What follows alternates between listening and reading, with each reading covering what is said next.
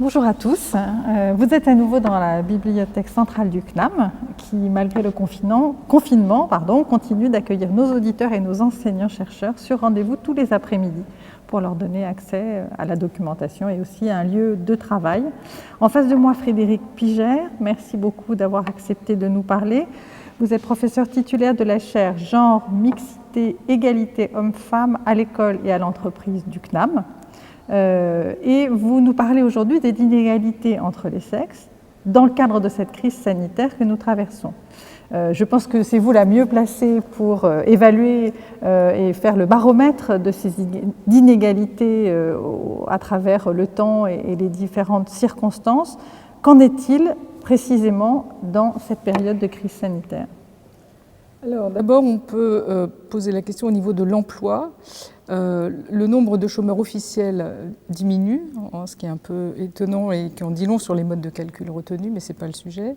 Alors que ce que l'on appelle le halo du chômage, c'est-à-dire les temps partiels ou très partiels, a explosé pendant cette crise. Alors, ces salariés sont ceux qui sont en sous-emploi notamment. Parmi les personnes qui étaient en emploi au 1er mars, 2 mois plus tard, 3/4 des hommes, mais seulement 2/3 des femmes étaient encore en emploi. Alors, ces dégradations concernent surtout les employés de commerce, les employés de services directs aux particuliers.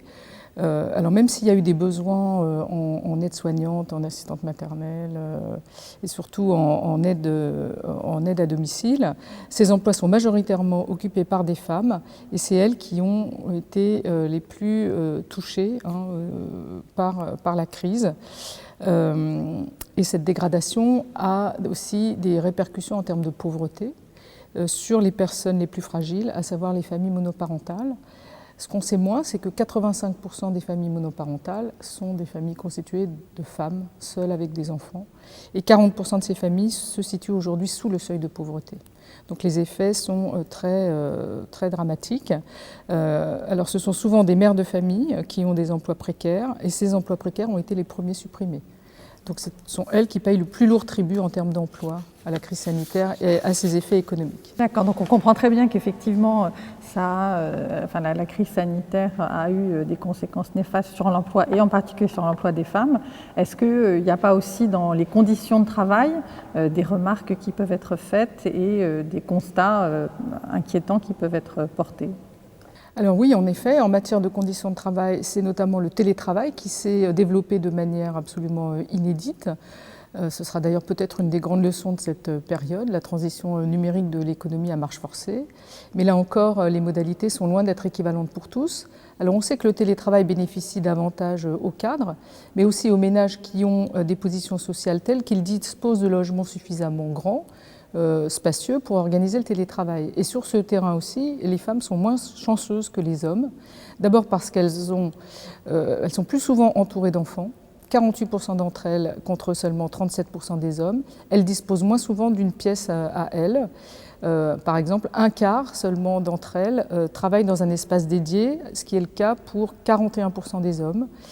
Et même dans les catégories favorisées, chez les cadres par exemple, 29% des femmes disposent d'une pièce spécifique dédiée au travail contre 47% des hommes.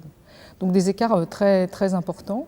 Ce que l'on peut dire aussi, c'est que si le télétravail peut apparaître comme un avantage, c'est aussi bien souvent un retour en arrière pour les femmes. Il ne faut pas oublier que les femmes ont gagné leur autonomie et leur indépendance en sortant du foyer, en allant massivement travailler à l'extérieur à partir des années 60. Donc c'est une espèce de retour en arrière qui est quand même très préoccupant.